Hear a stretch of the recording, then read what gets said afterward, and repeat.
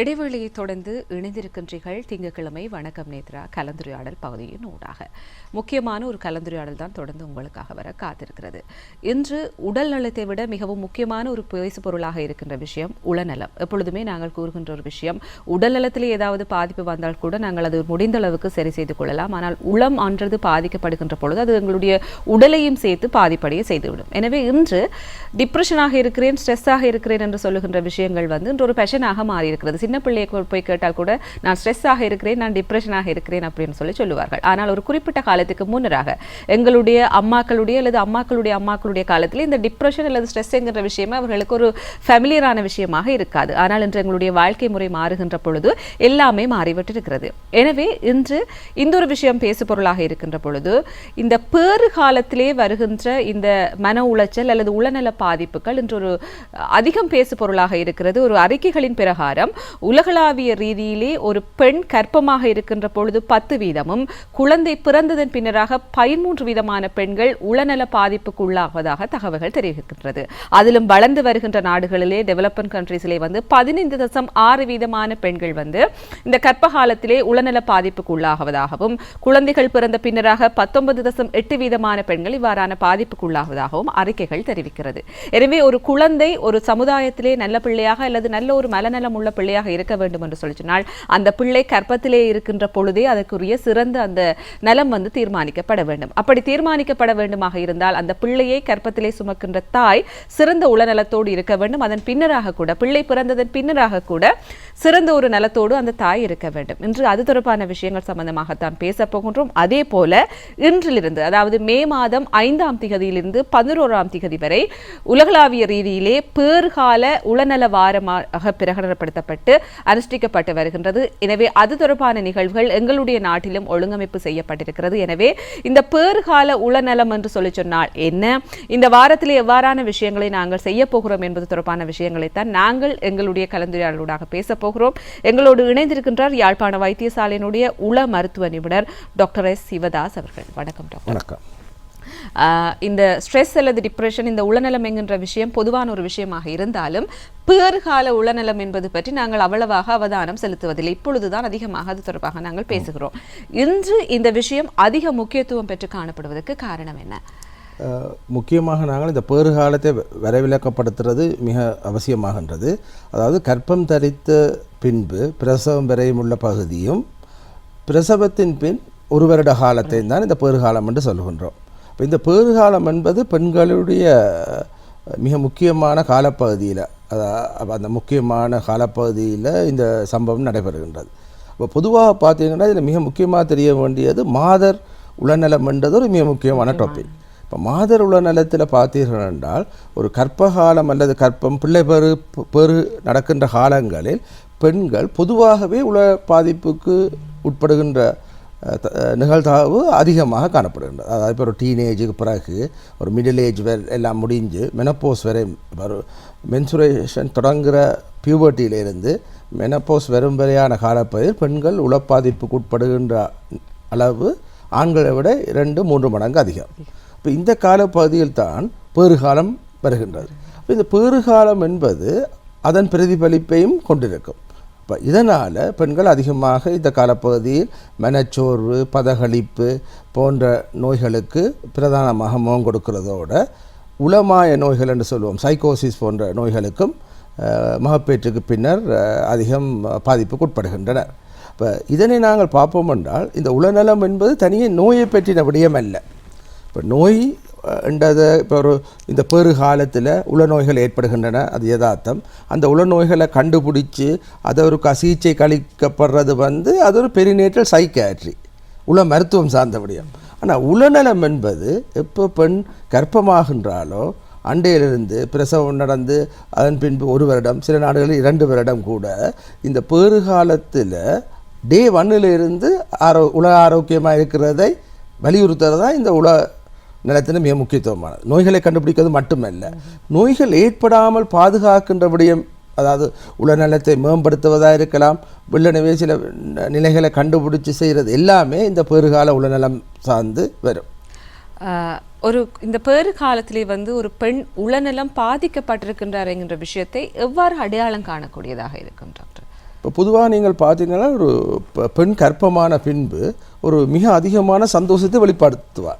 என்ன அது ஒரு சந்தோஷமான நிகழ்வு, அதற்காக காத்திருக்கின்றமையும் அது ஒரு அந்த பெண்ணினுடைய ஒரு அடையாளத்தையும் சரி அவருக்கு ஒரு டிக்னிட்டியையும் கொடுக்கிறது. அவை பெருகாலம் மிக ஒரு கர்ப்பமான உடனே ஒரு மிக சந்தோஷமாக உணர்கிற காலத்தில் மனச்சோர்வு பதகளிப்பு ஏற்படும் பொழுது அது மிகப்பெரிய பாதிப்பினை ஏற்படுத்துகின்றது. அதை விட பல குற்ற உணர்வுகளை கூடி அது இட்டு செல்கின்றது.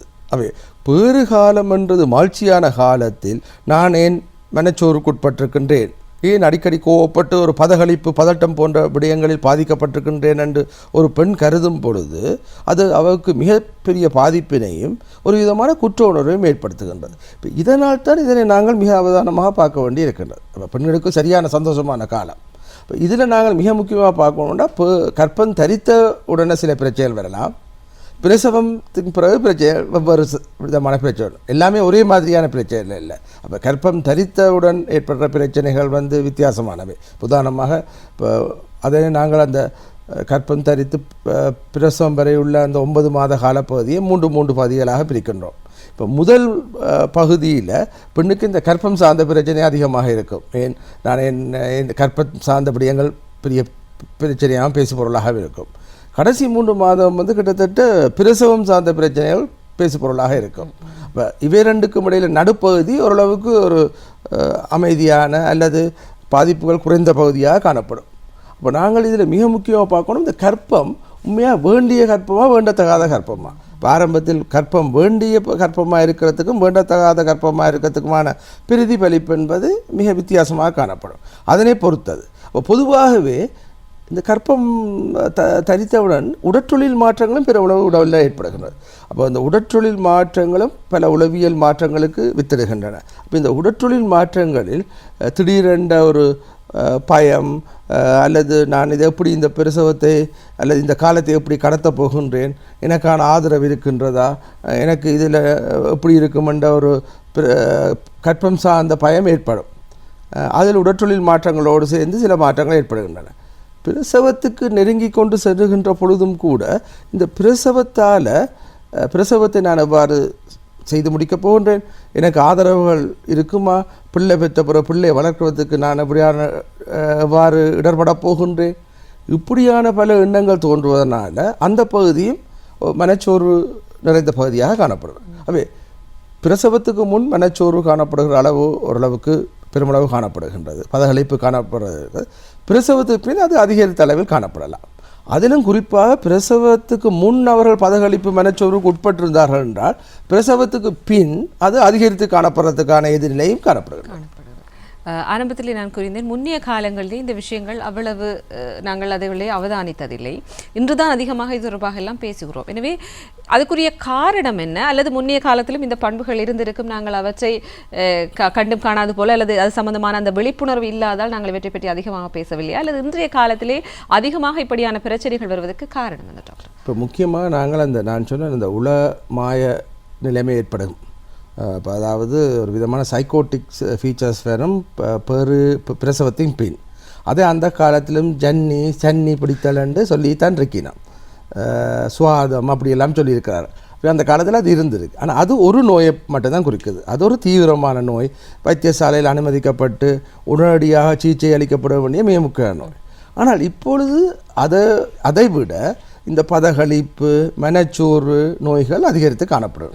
அதற்கு நாங்கள் மிக முக்கியமான காரணத்தை எடுத்துக்கொள்வோமானால், முன்பு பெண்கள் கர்ப்பம் தரித்த பின்பு பெரும்பாலும் அவர்களுடைய வேலைப்பளுவை மற்றவர்கள் ஏற்றுக்கொண்டு அவர்கள் ஒரு இலகுவான அல்லது ஆரோக்கியமான வாழ்க்கையை வாழ்ந்து கொண்டிருந்தார்கள். ஆனால் இன்றைய காலத்தில் பெண்கள் வேலைக்கும் போகிறதோட முன்பு பிறந்த குழந்தைகளையும் சரி, கணவர் குடும்பம் சார்ந்த பராமரிப்பு வேலைகளையும் மேலதிகமாக செய்து கொண்டு இந்த கர்ப்பத்தையும் சுமக்க வேண்டி இருப்பது என்பது ஒரு பாதிப்பினை அது ஏற்று செய்கின்றது. அத்துடன் முன்பு குடும்பங்களும் ஒன்று இணைத்து ஊரில் குடும்பத்தில் ஒன்றாக இருந்த நிலைமையும் குறைஞ்சிருக்கு. அவை பிரச்சனையும் கூடுது, அதற்கு சப்போர்ட்டாக இருக்கிற சமூக ஆதரவு குடும்ப ஆதரவும் குறையுதுன்றோன்னு இந்த வருத்தங்கள் பெருமளவு காணப்படுகின்றன. அதே போல இப்பொழுது அதிகமாக இந்த பிரச்சனை முதலாவது குழந்தையை வயிற்றிலே சுமக்கும் பொழுது அல்லது பெற்றெடுக்கும் பொழுது ஏற்படுகிறதா, அல்லது பொதுவாகவே இந்த நலன் வந்து அல்லது இந்த மன உளைச்சல் பிரச்சனைகள் ஒரு பெண்ணுக்கு இருக்கின்ற பொழுது அது எல்லா பிரெக்னன்சி காலத்திலும் எல்லா கர்ப்பம் தரிக்கின்ற காலத்திலும் வந்து அவருக்கு அது ஏற்படுகிறதா? எல்லா பிள்ளைகளுக்கும் இப்பொழுது 2-3 பிள்ளைகள் என்று வரும்பொழுது எல்லா பிள்ளைக்கும் அந்த நிலைமை தோன்றுமா? ஆனால் முதலாவது பிள்ளைக்காக வரக்கூடிய இந்த உளமாய நோய்கள் வந்து அதிகமாக காணப்படலாம். ஆனால் அதுக்காக ஒரு ப்ரெக்னன்சியோட மட்டும் நின்றுவிடும் என்று இல்லை. இப்போ சில நாங்கள் இந்த காரணிகளை பார்த்தோம் என்றால், இந்த இப்போ உளப்பாதிப்புக்குரிய காரணிகளை பார்த்தோம் என்றால், குடும்பத்தில் அல்லது அந்த நபரிடம் முன்பே ஒரு உளநல பிரச்சனை காணப்படலாம். இப்போ அப்படியான ஒரு உளநல பிரச்சனை காணப்படுகின்ற பெண்ணிடம் அது இந்த காலப்பகுதியில் அதிகரித்து காணப்படலாம். இரண்டாவது நாங்கள் பார்ப்போம் என்றால், அவருடைய ஆளுமை கூறு, ஒரு பதட்டம், நெடுகுவே வொரி பண்ணி கொண்டிருக்கிற ஒரு ஆளுமை கூறினை கொண்ட பெண் இப்படியாக கர்ப்பம் தரிக்கும் பொழுது அதிகரித்த நிலைமையை காட்டலாம். அதனை விட கர்ப்பம் தரித்த பின்பு அவருக்கு கிடைக்கின்ற சப்போர்ட் அல்லது கேர் இவை சார்ந்த விடயங்களும் இதனை தீர்மானிக்கின்றன. அப்போ எந்த காரணிகள் இப்படியான இதுக்கு இட்டு செல்கின்றனவோ அந்த காரணிகள் சார்ந்துதான் இந்த விடயங்கள் காணப்படலாம். அப்போ பெண்கள் முதலேயே ஒரு மனச்சோர்வு நோய்க்கும் அல்லது பதகளிப்புக்கும் உட்பட்டவர்களாக ப்ரெக்னன்சிக்கு முதலே காணப்பட்டிருந்து அவர்களுக்கு ப்ரெக்னன்சி வரும்பொழுது இது அதிகரித்து காணப்படுவதற்கான இதில் மிக அதிகமாக காணப்படுகிறது. இப்போ நாங்கள் பொதுவாக என்னென்றால் பெண்கள் சாதாரண நிலையில் இதை நாங்கள் அடையாளம் படுத்தி அல்லது அதுக்குரிய சிகிச்சையை வழங்கி இருக்க மாட்டோம். ஆனால் இந்த சந்தர்ப்பத்தில் அதிகரிக்கும் பொழுது இதனை வழங்குவதற்கு ஒரு சந்தர்ப்பம் ஏற்படுகின்றது. ஏன்னா நாங்கள் பேறுகாலம் என்பது இலங்கையை பொறுத்தளவே இல்லை, சாதாரண பேறுகால மரணங்கள் என்பது மிக குறைவு. கிட்டத்தட்ட 25 இந்த ஆண்டு 1,25,000 பேர்ன்றது இந்த மற்ற நாடுகளோடு ஒப்படைக்க மிக குறைவு. ஆனால் அந்த காலப்பகுதியில் அதுக்கு காரணம் ஆரம்ப சுகாதார அதிகாரிகளால் தொடர்ந்து அந்த பெண் கண்காணிக்கப்படுகிறாள். கர்ப்பமானதிலிருந்து பிரசவம் நடந்து 1 வருடம். இப்போ 1 வருடம் இந்த பேறுகாலத்தில் மிக அதிகமான கவனத்துக்கு உட்படுகின்ற பெண்ணுக்கு இப்படியான உளப்பிரச்சனைகள் ஏற்படுகிறதை கண்டுபிடிக்காமல் விடுவோம் என்றால் அது எங்களுடைய அந்த சுகாதார கட்டமைப்பு ஏற்பட குறைபாடாக தான் இருக்க முடியும். இப்பொழுது நீங்கள் கூறியிருந்தீர்கள் அந்த பராமரிப்பு எங்களுடைய நாட்டிலே இருக்கிறது, சுகாதாரத்துறையை சேர்ந்தவர்கள் ஒரு பெண்ணை வந்து ஆரம்பத்திலேருந்தே பராமரித்து வருகிறார்கள் சொல்லி. ஆனால் இந்த உளநலன் அல்லது மலநலன் என்று சொல்லப்படுகின்ற விஷயம் அவ்வளவு இலகுவாக வெளியிலே தெரிவதில்லை. சாதாரணமாக பேசிக்கொண்டிருக்கின்ற என்னிடம் அல்லது எல்லாரிடமுமே வந்து எங்களுக்குள்ளே இருக்கின்ற அந்த தனிப்பட்ட பிரச்சனைகள் அல்லது உளநலம் சார்ந்த பிரச்சனைகளை நாங்களே வெளியிலே சொல்ல மாட்டோம். எனவே ஒரு குடும்பத்திலே இருக்கின்ற உறுப்பினர் எவ்வாறு அதை அடையாளம் காண வேண்டும்? இப்பொழுது இந்த பிள்ளைக்கு இப்படி ஒரு பிரச்சனை இருக்கிறது, பிரெக்னன்சி காலத்தில் இல்லை பிள்ளை பிறந்தபோது இவர் மன உளைச்சலுக்கு உள்ளாகி இருக்கிறார், எப்படி அவரை அந்த வைத்தியசாலைக்கு அழைத்து வருகின்ற அந்த நடவடிக்கைகளை மேற்கொள்ள? ஒன்று, நாங்கள் எங்களோட உடற்தொழிலியல் குறைபாட்டினையும் நோக்கலாம். அதாவது நித்திரை குழப்பம் இருக்கலாம், பசியின்மை அல்லது அது சார்ந்த உடற்தொழிலியல் குழப்பங்கள் காணப்படலாம். அதனை விட ஒரு சாதாரண நிலைமையில் இருக்கிற பெண் திடீரென்று அதிக யோசனையும் ஒரு தேவையற்ற விடயங்களை யோசித்து கொண்டோம், சரியா, ஒரு தட்பதட்டத்துக்கு உட்பட்டு அடிக்கடி சினப்பட்டு கோபப்பட்டு மற்றவர்களோடு எரிஞ்சு விழுந்து அல்லது ஒரு மூலையில் போய் இருந்து யாருடன் பெருசாக கதைக்காமல் இருந்தால் அது ஒரு மிக முக்கியமான மாற்றம். நாங்கள் என்ன செய்கிறோம்னா அந்த மாற்றத்தை பேறு காலத்தில் ஏற்படுற சாதாரண மாற்றமாக எடுத்துக்கொண்டு அதன் முக்கியத்துவத்தை குறைத்து விடுகின்றோம். அதனை நாங்கள் ஒரு மிக முக்கியமான விடயமாக கருதி இது பெருகாலத்தில் பிள்ளைக்கும் தாய்க்கும் பாதிப்பை ஏற்படுத்தக்கூடிய விடயம். இதில் நாங்கள் முதலே தலையீடு செய்வதன் மூலம் மேலதிக பாதிப்புகளை தடுக்கலாம்னு நினைக்கிறது மிக முக்கியமானது. அதனை விட பெருகாலத்து அதாவது பிரசவத்தின் பின் இப்போ பல சந்தர்ப்பங்களும் நாங்கள் ஒரு ஆரம்ப சுகாதார உத்தியோகத்தர்கள் ஒரு விதமான கேள்வி கொத்தை கொடுப்பார்கள். அதில் உங்களுடைய மனநிலை பிரச்சனை பற்றின கேள்வி கொத்துகள் இருக்கும். ஆனால் பெரும்பாலான பெண்கள் எங்கள் நாட்டில் பெரும் புத்திசாலிகள் என்ன செய்வார்கள் என்றால், இது நான் இப்படி நிரப்பினா சைக்காட்ரி சர்வீஸுக்கு போக வேண்டி வருமென்றதுக்காண்டி அதை குறைத்து நிரப்பி அதை தங்களை அந்த காப்பாற்றி அது வந்து அதுக்கு ஒரு முக்கிய காரணம் வந்து இந்த மனநோய்கள் சார்ந்த ஒரு சமூக களங்கம், ஒரு ஸ்டிக்மா இருக்குது. அப்போ அந்த சமூக களங்கம் இதனை கண்டுபிடிக்காமல் தடுக்கின்றது. அப்போ இதில் நாங்கள் சில விடயங்கள் இந்த சமூக களங்கத்தை களைவது அல்ல அதனை மீறி இதனை பற்றி பேசுவது என்பது இந்த வாரத்தின் மிக முக்கியமான துணைப்பொருளாக அமையும். நாங்கள் அது சம்பந்தமாகவும் தொடர்ந்து பேச போகிறோம். அந்த வாரத்தில் என்னென்ன நடவடிக்கைகள் என்று சொல்லி ஆரம்பத்தில் ஒரு விஷயம் சொல்லியிருந்த டாக்டர், ஒரு பெரும்பாலும் அந்த பிரச்சனை ஏன் வரும் என்று சொல்லி சொன்னால், இப்பொழுது இந்த குழந்தையை நான் எப்படி வளர்க்கப் போகிறேன், இதற்குரிய ஆதரவுகள் எனக்கு கிடைக்குமா என்கின்ற அடிப்படையிலே தான் பெரும்பாலும் வருகிறது சொல்லி. சில இடங்களில் நாங்கள் பார்த்தா நல்ல ஒரு வெல்த்தியான வசதியான ஒரு குடும்பமாக அவர்கள் இருப்பார்கள், எல்லா ஆதரவும் அவர்களுக்கு இருக்கும், நான் பார்த்திருக்கிறேன். ஆனாலும் அதையும் தாண்டி அவர்களுக்கு இந்த ஒரு பிரச்சனை வருகின்றது, அதாவது இந்த ஒரு பேறுகால உளநல பிரச்சனை வருகிறது. அதற்கு என்ன காரணம் இருக்கு? நான் முதலே குறிப்பிட்டது போல ஆரம்பத்தில் அவைகளோட ஆளுமை கூறுகள், பர்சனாலிட்டி ட்ரெய்ட்ஸ். இப்போ சம் பர்சனாலிட்டி ட்ரெய்ட்ஸ் வந்து ஒரு ஒரியிங் பர்சனாலிட்டியாக இருப்பினோம், அல்லது அவைகள் முதலே முன்னெச்சரிக்கையாக பல விஷயங்களை எடுத்துக்கொண்டு ஒரு பதட்டம் அடைந்து கொண்டிருக்கிற பர்சனாலிட்டியாக இருக்கிறவர்கள் இப்படியான நிலைமைக்கு போகலாம். அவர்களுக்கு அந்த ஏற்படுற மாற்றம் அதிகமாக காணப்படலாம். சில பேர்களுக்கு பிரெக்னன்சி தொடங்க முதலே, பிரெக்னென்ட் ஆகிறது முதலே உல நோய்க்கு ஆளாக்கப்பட்டு காணப்பட்டிருக்கலாம். அவன் வீட்டில் எல்லா ஆதரவும் இருக்கலாம், ஆனால் அவ முதலே அவன் குடும்பத்திலும் சரி அந்த பெண்ணிலும் சரி ஒரு உளநோய் காணப்படும் என்றால் அது இதற்கு அப்பாற்பட்ட ஒரு காரணியாக அமைந்து விடுகின்றது.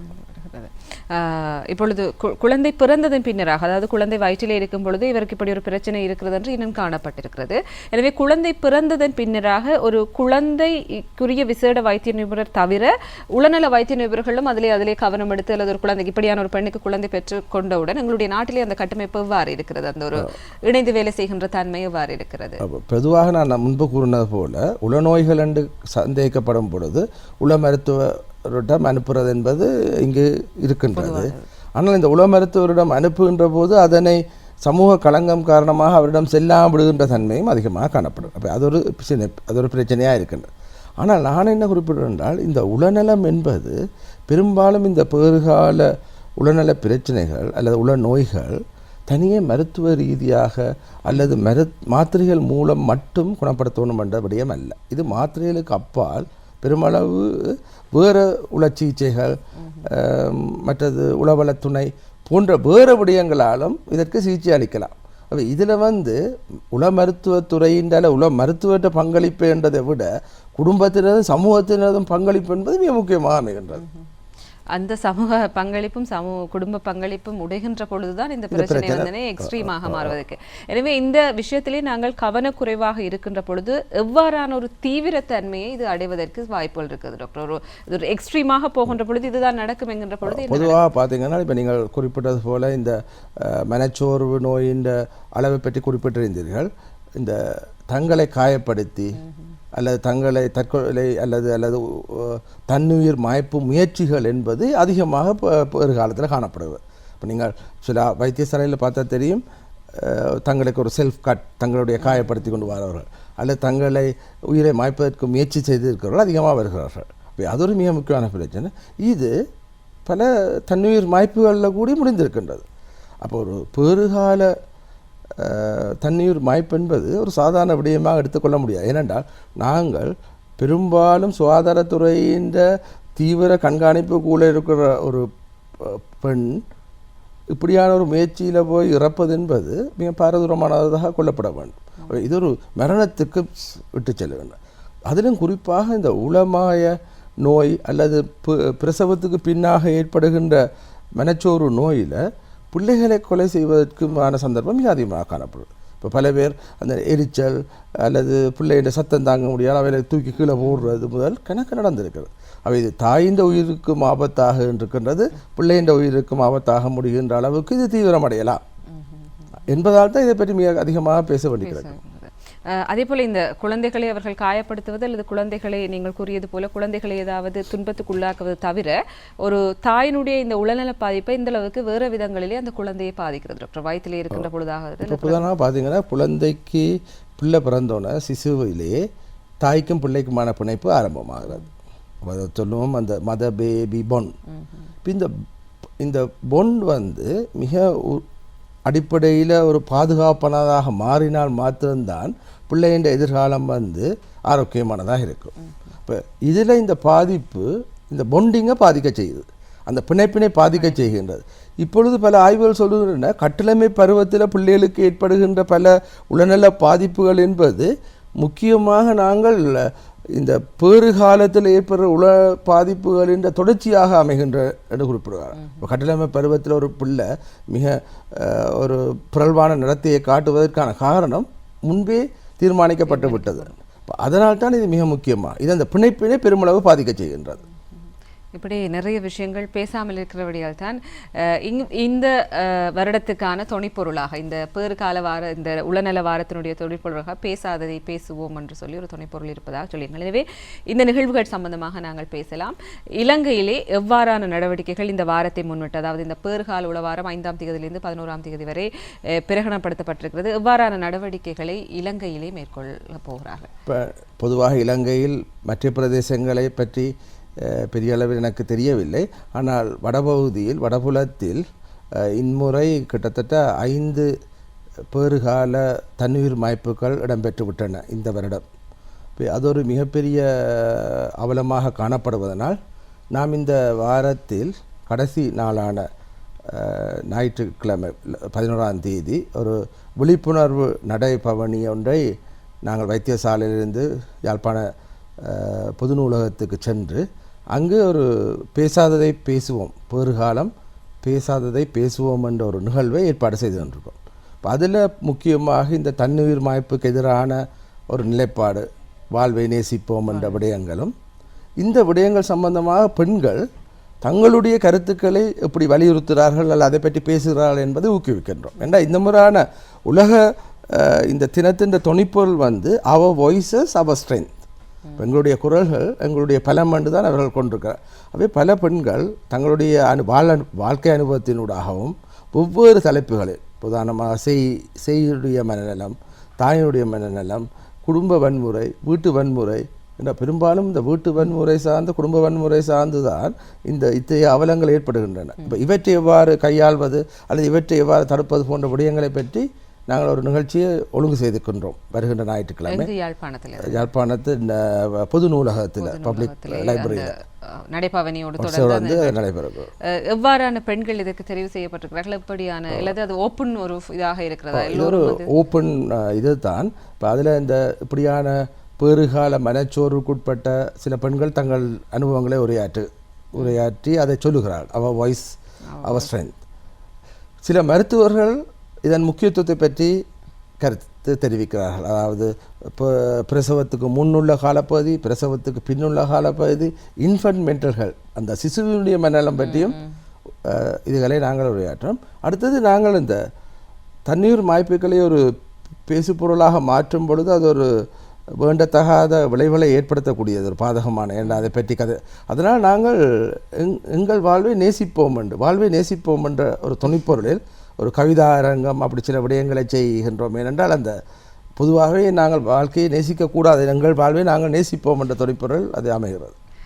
எனவே நிச்சயமாக இதிலே விரும்பியவர்கள் யாராக இருந்தாலும் கலந்து கொள்ளலாம். அப்படித்தான் வருகின்ற ஞாயிற்றுக்கிழமை, அதாவது மே மாதம் 11ஆம் தேதி யாழ் நூலகத்திலே இந்த நிகழ்வு இடம்பெற இருக்கின்றது. கட்டாயமாக எல்லோருமே முடிந்தளவிலே எல்லோருமே செல்லுங்கள். பெண்கள்லாம் செல்ல வேண்டும் என்றில்லை, கட்டாயமாக ஆண்கள் சென்றாலும் நன்றாக இருக்கும், அல்லது வீட்டிலே இருக்கிற பெற்றோர்கள் சென்றாலும் நன்றாக இருக்கும். என்றால் உளநலம் என்கின்ற விஷயம் எங்களோடு மட்டும் சார்ந்ததில்லை, எங்களை சார்ந்தோரோடும் சம்பந்தப்பட்ட விஷயம் என்பதால் இதை பற்றி எல்லோருமே தெரிந்து கொள்ள வேண்டும். எனவே முடிந்தளவிலே நீங்கள் இந்த நிகழ்ச்சிக்கு செல்லுங்கள் என்பதையும் நாங்கள் இந்த இடத்திலே உங்களுக்கு தெரியப்படுத்துகின்றோம்.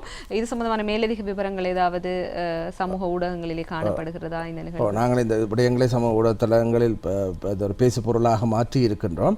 அப்போ அவர்கள் தங்களுடைய அனுபவங்களையும் சில வீடியோ கிளிப்ஸ்களையும் நாங்கள் ஏற்பாடு செய்திருக்கிறோம். இதில் பொதுவாகவே நாங்கள் என்னென்றால் இந்த பேறுகாலத்தில் இந்த மிட்வைஃப்ஸ் இந்த பங்களிப்பினை நாங்கள் அதிகரித்து, ஏன்னா பொதுவாக இவர்களே அடிக்கடி சந்திக்கிறவர்கள் ஃபேமிலி ஹெல்த் ஒர்க்கர்ஸ் அல்ல மிட்வைஃப்ஸ் தான். அவர்கள் அதிகமாக உடல் சார்ந்த நோய்கள் அவைக்கு ஏற்படுற விடயங்கள் மிக தெளிவாக கவனமாக இருந்து அதனை கண்டுபிடிக்கின்றார்கள். ஆனால் இந்த உள நோய்கள் அல்லது மனநல பிரச்சனைகள் என்று வரும் பொழுது அதனை முன்பே அவதானித்து கண்டுபிடிக்கிற விடயத்தில் சற்று பயிற்சி பெற வேண்டியவர்களாக இருக்கணும். இப்போ அத்தகைய பயிற்சிகளையும் இந்த காலப்பகுதியில் அந்த புதுசாக இணைக்கப்பட்டுள்ள மிட்வைஃப் ட்ரைனிங்குக்கு அல்லது நர்சிங் ட்ரைனிங்குக்கு போகிற ஸ்டூடெண்ட்ஸ் எல்லாருக்குமான ஒரு பயிற்சி 8-9ஆம் தேதிகளில் யாழ்ப்பாண போதனா வைத்தியசாலையில் அதனையும் ஏற்பாடு செய்திருக்கின்றோம். மற்றது இதில் மிக முக்கியமான பேசுபொருள் இப்படியான நிலைக்கு மருத்துவம் சார்ந்த தலையீட்டினை விட எவ்வாறு உதவுதல் என்ற விடயம் ஒரு மிக முக்கியமான விடயம். இப்போ அதில் மிக முக்கியமாக நாங்கள் சொல்கிற முதலாவது விடயமாக நாங்கள் கதைக்கிறோம், பேறு காலத்தில் உடற்பயிற்சி செய்யலாம். இப்போ பல பெண்கள் நிற்கிறார் பேறு காலத்தில் உடற்பயிற்சி செய்யக்கூடாது. பொதுவாக உடற்பயிற்சி என்றது இந்த மனச்சோறு குணங்குறிகளையும் பதகளிப்பு குணங்குறிகளையும் பெருமளவு குறைத்து இருக்கின்றது. அப்போ நீங்கள் முதல் நாளில் இருந்து உடற்பயிற்சி செய்யலாம். முன்பே நீங்கள் உடற்பயிற்சி செய்பவர்களாக இருந்தால் தொடர்ந்து உடற்பயிற்சி செய்யலாம், அல்லது இந்த பெருகாலத்தில் நீங்கள் உடற்பயிற்சியை ஆரம்பிக்கலாம். ஒரே ஒரு விடயம், முதல் அந்த தொடர்ந்து நாங்கள் அந்த நின்றபடி அந்த உடற்பயிற்சிகளை செய்யும் பொழுது அந்த ப்ரெஷர் குறையலாம். இந்த பெருகால பகுதியில் அந்த ப்ரெஷர் குறையும் என்றபடியால் தொடர்ந்து நின்றபடி அந்த பயிற்சியை செய்யாதவாறு முறைகளையும் கையாளலாம். இருந்தபடி அல்லது படுத்திருந்தபடி அல்லது அப்படியான நிலைமையில் இந்த பயிற்சி செய்யலாம்.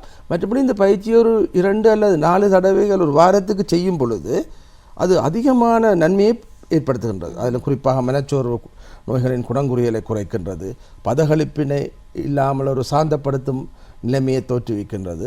அடுத்தது குருதியில் உள்ள குளுக்கோஸின் லெவலை சீர் செய்கின்றது. அதைவிட தேவையற்ற உடல் நிறையினை பெறுவதற்கான எதிர்நிலை பெருகாலத்தில் காணப்படுகின்றது. அந்த பெருகாலத்தில் ஏற்படுகிற மேலதிக உடல் நிறை ஏற்படுவதையும் குறைக்கின்றது.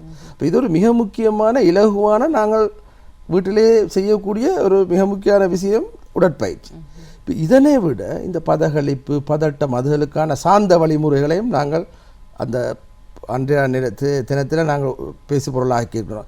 அதாவது மூச்சு பயிற்சியை செய்கின்றது, உடல் தளர்வு பயிற்சி தான் சொல்லுவோம், டீப் மசில் ரிலாக்ஸேஷன், ப்ரீதிங், தியானம் அல்லது மந்திர உச்சாடனம், இப்படி கணக்கே இருக்குது. இப்போ இப்படியான ஒரு தங்களை சாந்தப்படுத்துகிற வழிமுறைகளை இந்த பெருகால பகுதியில் பெண்கள் செய்வதை பற்றியும் நாங்கள் அதில் மிக அறிவுறுத்தல்களை வழங்கி இருக்கின்றோம். அதனை விட மிக முக்கியமானது ஒரு குழுவாக செயற்படுதல். இப்போ பெண்கள், கர்ப்பமான பெண்கள் தங்களை ஒத்த கர்ப்பமான பெண்களோட ஒரு குழு செயற்பாட்டில் ஈடுபடுவதும் மனச்சோர்வினை பெருமளவில் குறைத்திருக்கின்றனர்.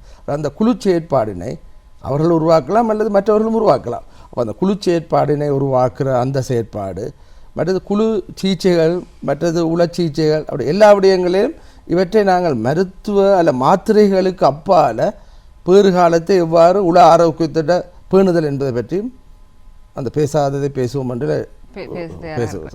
என்ன நேரம் அது ஆரம்பமாக இருக்கு? சரியா காலையில் 9 மணிலேருந்து 12 மணி வரையும்.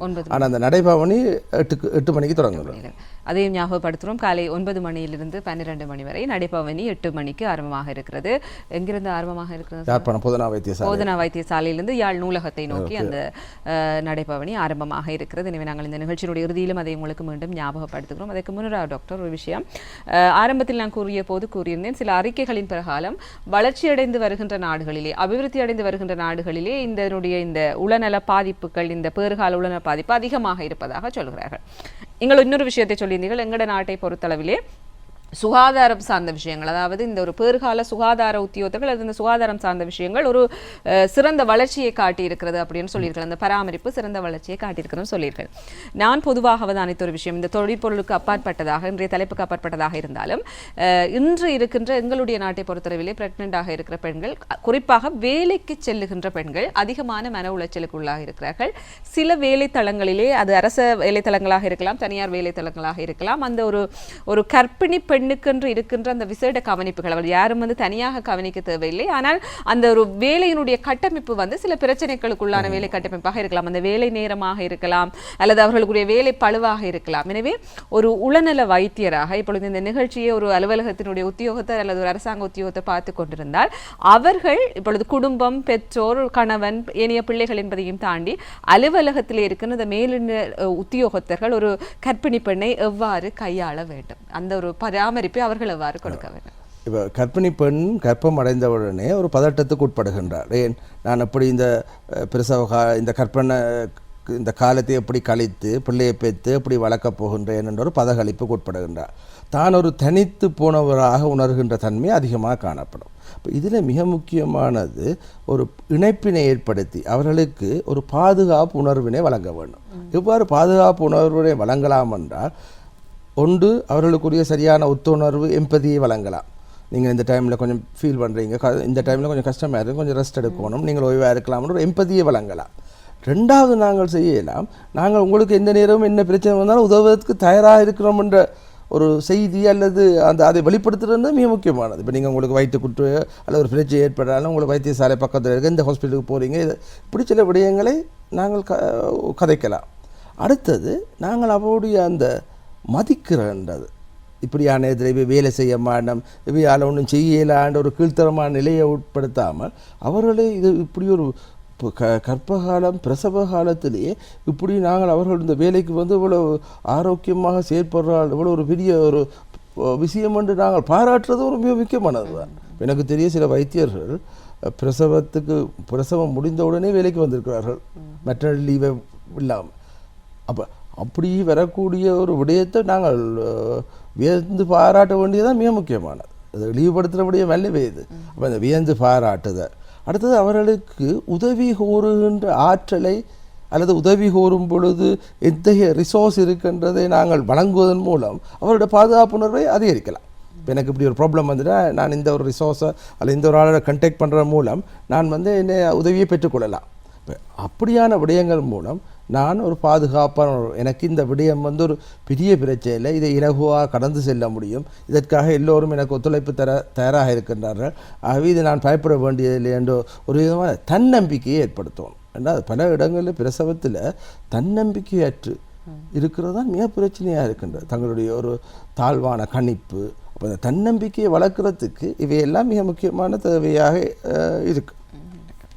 அதே போல் இன்னொரு விஷயம் கூறியிருந்தீர்கள், எங்களுடைய நாட்டில் அதுவும் குறிப்பாக வடபகுதியில் இந்த வருடம் தொடங்கியிலிருந்து 5 பேர் தன் உயிரை மாய்த்து கொள்கின்ற சம்பவம் ஒன்று இடம்பெற்றிருக்கிறதுன்னு சொல்லி அவர்கள் தொடர்பான தனிப்பட்ட விவரங்களை வெளியிடுவது எங்களுடைய தொழில் சார்ந்த எத்திக்ஸ் என்று சொல்லப்படும் விஷயத்துக்கு ஒரு பாரதூரமான விஷயமாக இருக்கும். ஆனால் இந்த 5 பேருடைய அந்த ஒரு ஹிஸ்டரி உங்களுக்கு தெரிந்திருக்கும், அதாவது என்ன செய்திருப்பீர்கள். எனவே என்ன காரணம் அதிலே கண்டறியப்பட்டது? அங்கே ஏதாவது பொதுவான பண்புகள் காணப்பட்டதா? என்ன காரணமாக இருந்தது? பொதுவாக அவர்களுடைய பதகளிப்பும் மனச்சோர்வும் குணங்குறிகள் அதிகமாக காணப்பட்டன. அந்த பதகளிப்பு மனச்சோர்வு குணங்குறிகளும் அதிகமாக காணப்படும் பொழுது அவர்கள் சினமடைதல், கோவப்படுதல், முரண்படுதல், சிலவில் ஆக்ரோஷமாக நடக்கிறது என்பது சாதாரணமாக ஏற்படுகின்றது. அவை இந்த குடும்ப அங்கத்தவர்களோட அவர்கள் முரண்பட செய்கின்றார்கள்.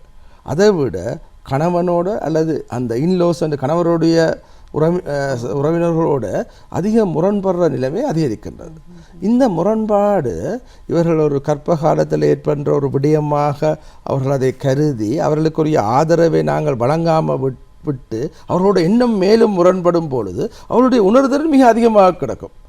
எனக்கு இப்படி என்ன செய்து போடணும், நான் இப்படி ப்ரெக்னென்ட் ஆகிருக்கேன், என்ன செய்து விட்டணும். இப்போ இந்த உணர்திறனை கூட்டுது. அதாவது சொல்லுவாங்க அந்த ரிஜெக்ஷன் சென்சிட்டிவிட்டின்னு சொல்லுவோம், இந்த நிராகரிப்பு உணர்வு கூடும். இப்போ உடனடியாக அதில் அவர்கள் தங்களை அழித்துக்கொள்ள விரும்புகிறார். அடுத்தது அவர்களுக்கு வேலையிலையும் சேர்ந்தோன்னு ஒரு விதமான ஒரு ஃப்ரஸ்ட்ரேஷன் வர செய்யுது. அதாவது இப்போ டென்ஷன், டிப்ரெஷன், சோறு, என்னால் ஏழுதில்லை, தஞ்சக்கேடா, கலையாக இருக்க, இன்னும் மேலதிக வேலையில் கொண்டு வந்து போட பார்க்க அவைகளுக்கு அது விதமான ஒரு ஃப்ரஸ்ட்ரேஷன் டொலரன்ஸ்ன்னு சொல்லுவோம், அதுவும் சரியாக குறைஞ்சி போகுது. இது கூடி போச்சு என்னால் செய்ய. இப்போ இவை ரெண்டும் இப்படியான ஒரு இதுக்கு இட்டு செல்கின்றது. ஒரு மனச்சோர்வில் இருக்கிறால் கெதியாக கவலைப்படுவதோ கெதியாக தன் நிராகரிப்பு உணர்வதோ முக்கியமானது. அதை நாங்கள் இந்த நேரத்தில் அதிகரிக்கும் பொழுது இப்படியான விளைவுகள் ஏற்படுகின்றன. எப்படியான ஒரு குடும்ப சூழ்நிலை காணப்பட்டவர்கள் இப்போ நான் முடிவெடுத்திருந்தார்கள் டாக்டர்? அதாவது குடும்பத்தில் ஆதரவு காணப்பட்டது. பொதுவாக வீட்டு வன்முறை, குடும்ப வன்முறை, வன்முறைகளுக்கு உட்பட்டு அல்லது அவர்கள் கடந்த காலத்தில் வன்முறைக்கு உட்பட்டவர்களாக இருக்கின்றவை அதிகமாக இருக்கின்றன. அதாவது சிறு வயதில் அவர்கள் ட்ரோமா அல்லது ஒரு அபியூஸுக்கு உட்பட்டவர்களாக இருக்கின்றமை, பிறகு திருமணமான பின்பு இந்த வீட்டு வன்முறை, குடும்ப வன்முறைகளுக்கு உட்படுகின்ற அல்லது ஒரு கணவன் போதைப்பொருள் பாவித்து குடும்பத்தில் சரியான ஆதரவினை வழங்காமல் இருக்கின்றமை, அல்லது குடும்பத்திலே முரண்பட்டு திருமணம் செய்து கொண்டு சரியான 2 குடும்பமும் சேர்ந்து அந்த திருமணத்தை ஏற்படுத்தாமல் அவர்கள் முரண்பட்டு இருக்கிற குடும்பங்கள் இவையெல்லாம் அதிகமாக காணப்படுது. இது ஒரு சமூக காரணிகளும் பெரும் பங்கு வகிக்கின்றன. அதே போல இந்த குழந்தை பிறந்ததின் பின்னராக இப்படி ஒரு பிரச்சனை வருகின்ற பொழுது அந்த குழந்தையையும் தாயையும் பிரித்து வைக்கின்ற சூழ்நிலைகள் என்றால் பெண்கள் பெரும்பாக அச்சப்படுவது அதற்கு தான். நீங்கள் சொல்லியிருந்தீர்கள் அது ஒரு ஸ்டிக்மா என்பதையும் விட எனக்கு இப்படி ஒரு பிரச்சனை இருக்கின்ற பொழுது என்னிடம் பிள்ளையை தர மாட்டார்கள் என்கின்ற அந்த ஒரு பிரச்சனை இருக்கிறது. எனவே அப்படியான சூழ்நிலைகள் ஏற்படுவதற்கு வாய்ப்பு. உதாரணமாக சில எங்களோட வைத்தியசாலைகள், பல வைத்தியசாலைகள் மத பேபி யூனிட்னு சொல்லுவோம். அதாவது தாய் சேய் யூனிட் ஒன்று இருக்கும். அதாவது நீங்கள் மனச்சோர்வுக்கு உட்பட்டிருந்தாலும் உளப்பாதிப்புக்கு உட்பட்டிருந்தாலும் வைத்தியசாலையில் உங்கள் பிள்ளைகளோடு இருந்து சிகிச்சை பெறுவதற்கான சில விசேட சிகிச்சை அலகுகள் காணப்படுகின்றன. அவை நமது நாட்டில் குறைவாக காணப்படுகின்றன. அது காணப்படும் என்றால் பிள்ளைகளோடைய வந்து சிகிச்சை பெறலாம். அடுத்தது இந்த சிகிச்சையை வழங்குகிற பொழுது அதன் முக்கியத்துவத்தை ஒரு களங்கம் அல்லது சோஷியல் ஸ்டிக்மா இல்லாமல் களங்கத்துக்கு அப்பால் இதை எவ்வாறு வழங்கலாம் அல்லது களங்கப்படுத்தாமல் இதை எப்படி கையாளலாம் என்ற விடயங்கள் நாங்கள் இன்னும் மேம்படுத்த வேண்டி காணப்படுகின்றது. நிச்சயமாக நாங்கள் இந்த நிகழ்ச்சியை நிறைவு செய்கின்ற நேரம் வந்திருக்கிறது டாக்டர். நீங்கள் இறுதியாக எங்களுடைய நேயர்களுக்கு சொல்லிக்கொள்ள விரும்புகின்ற விஷயம். அதாவது நாங்கள் கர்ப்பமான பெண்களை நாங்கள் மிக பரிவுடனும் நேசத்துடனும் அவர்களுக்கு உதவி செய்கின்ற மனப்பாங்கோடும் நாங்கள் கவனிக்க வேண்டியது மிக முக்கியமானது. அடுத்தது பேறு காலத்திலும் சரி எக்காலத்திலும் வீட்டு வன்முறைகள் என்பது முற்றாக களையப்பட வேண்டும். அவை வீட்டு வன்முறைகள் பிள்ளையை தாயை மட்டுமல்ல பிள்ளையின் எதிர்காலத்தையும் பாதிக்கின்றது. அவை வீட்டு வன்முறைகளுக்கு முற்றுப்புள்ளி இட்டு ஒரு சரியான சுமூகமான ஆதரவான இணக்கமான சூழலை உருவாக்குவதன் மூலம் எமது எதிர்கால சந்ததியினை ஒரு நல்ல நிலையில் நாங்கள் உருவாக்கி கொள்ளலாம். நிச்சயமாக இப்படியான விஷயங்களை கவனத்தில் எடுத்துக்கொள்ளுங்கள். பெரும்பாலும் விழிப்புணர்வு அற்ற ஒரு பகுதியாக இந்த பகுதி காணப்படுகின்றது. பேறு கால உளநலம் தொடர்பான விஷயங்கள் உங்களுடைய வீட்டிலே இருக்கின்ற பெண்களே கவனமாக பார்த்து கொள்ளுங்கள்.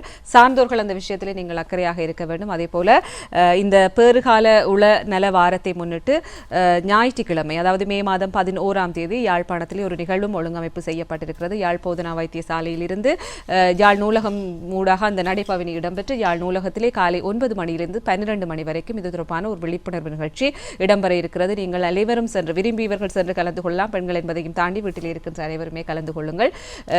நலங்களிலே மிகவும் முக்கியமான நலன் உடல்நலன். அது பேறுகாலம் என்றில்லை, எப்பொழுதுமே உங்களுடைய உடல்நலத்திலே நீங்கள் கவனமாக இருந்தால் சிறு பிள்ளைகளிலிருந்து நீங்கள் அதை ஆரோக்கியமாக வைத்துக் கொண்டால் உங்களுக்கும் உங்களை சுற்றியிருப்பவர்களுக்கும் நலமாக இருக்கும். இன்று எங்களோடு இணைந்திருந்தார் யாழ்ப்பாண வைத்தியசாலையினுடைய உள மருத்துவ நிபுணர் டாக்டர் எஸ் சிவதாஸ் அவர்கள். அவருக்கு இவ்வளையிலே நன்றிகளை தெரிவித்துக் கொள்கிறோம். நன்றி டாக்டர்.